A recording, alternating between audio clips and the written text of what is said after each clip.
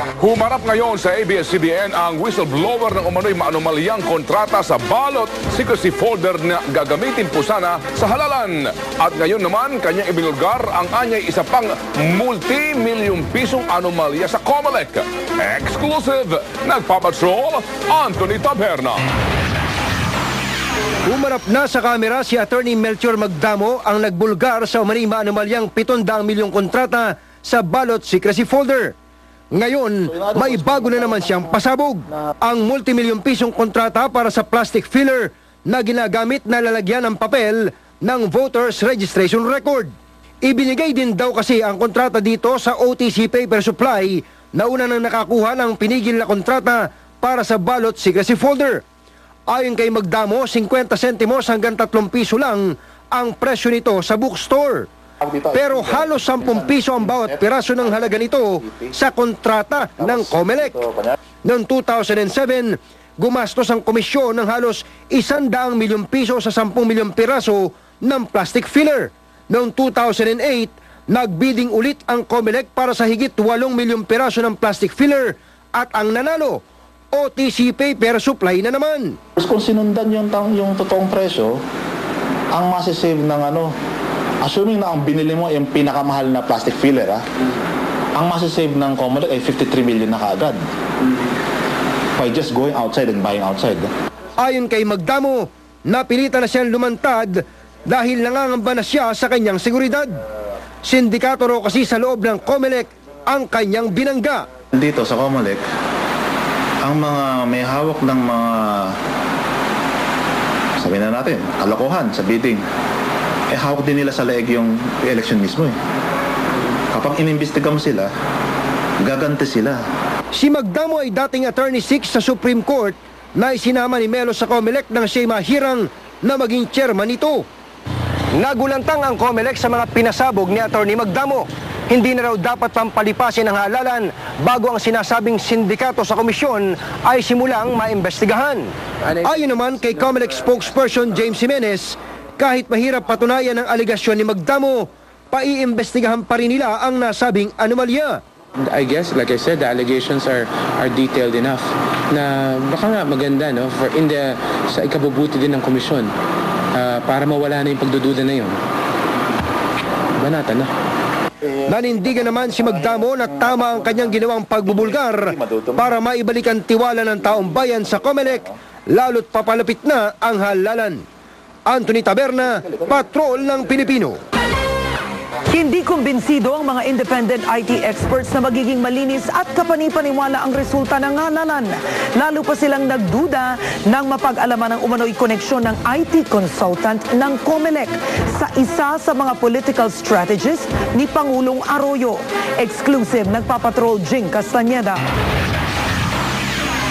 Isang linggo pa umiikot ang text na ito. May 5,000 PCOS machines umano na ilalagay sa mga lugar kung saan malakas ang administrasyon.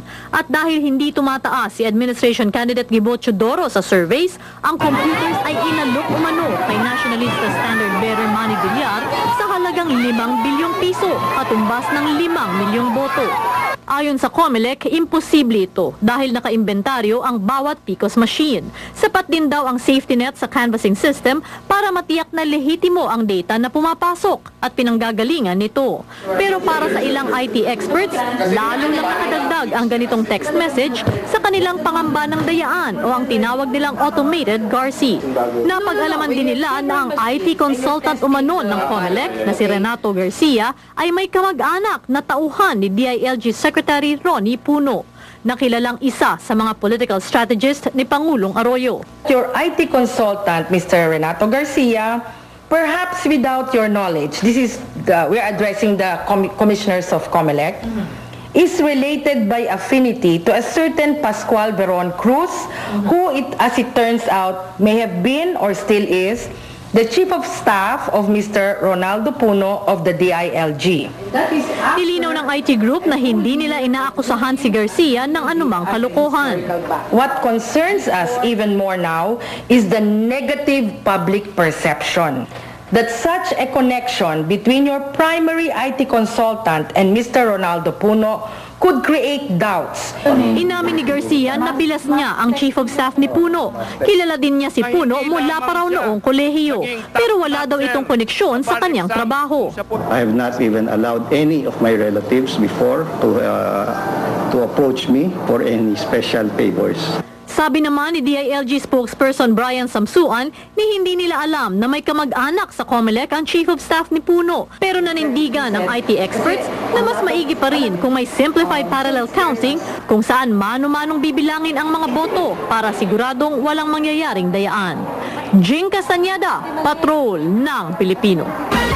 Kinilala kamakailan ng COMELEC ang pagsasanib ng Nationalista at Nationalist People's Coalition Parties.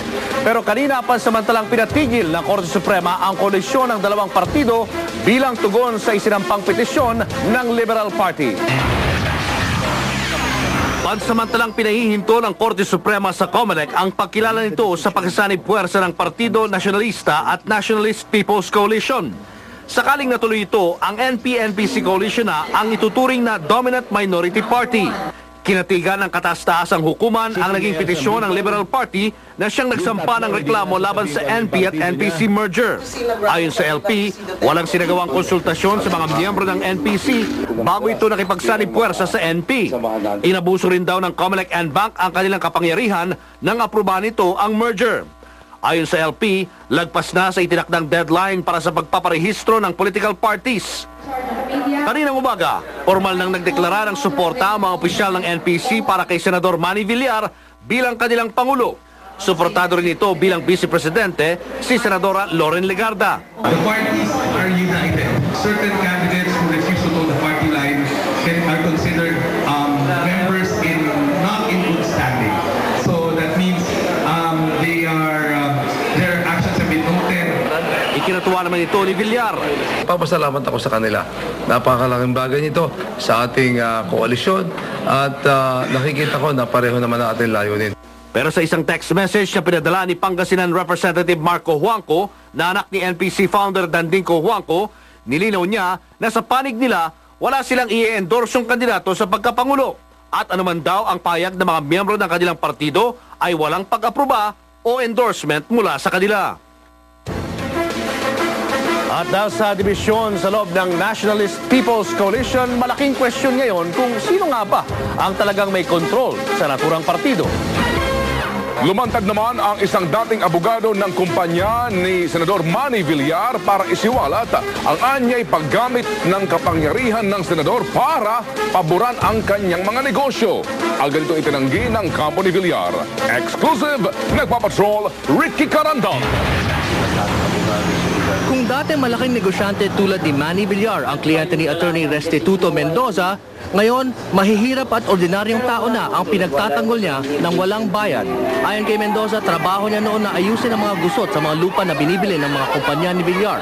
I was recruited as a lawyer, Roland's lawyer. I handled all the sensitive Roland's cases. Mga kasamahan. Pero ang dati niyang boss, kaaway niya ngayon. Noong 2009, nagsampa si Mendoza ng kasong illegal dismissal laban kay Villar. Ayon kay Mendoza, sinibak siya sa trabaho dahil ayaw niyang makibahagi sa umano'y panunuhol ng mga huwes at iba pang mga opisyal ng gobyerno. Of course, it is inevitable that I would later discover also again, I'm referring to my complaints that there are things, extra-legal things being done. Kabilang sa mga kasong hinawakan niya ay ang kaso ni Minda Guerrero. Noong 2002, si Guerrero ay namuhunan sa lupa sa Imus, Cavite. Ang nabili niyang lupa ay katabi ng mga lupa ni Villar. Balak niya sanang ibenta ang lupa, pero nagulat si Guerrero nang malamang may subdivision ng itinayo doon ang kumpanya ni Villar. Nag-file na kami ng case, Atty. Salas. In short, natalo sila, na-eject sila. After 1 week, or 2 weeks, sometime after 2 weeks, ay bigla na lang may pinasok na by force ng mga security guards ni Senator Villar. Hanggang ngayon, hindi pa rin nababawi ni Guerrero ang lupa.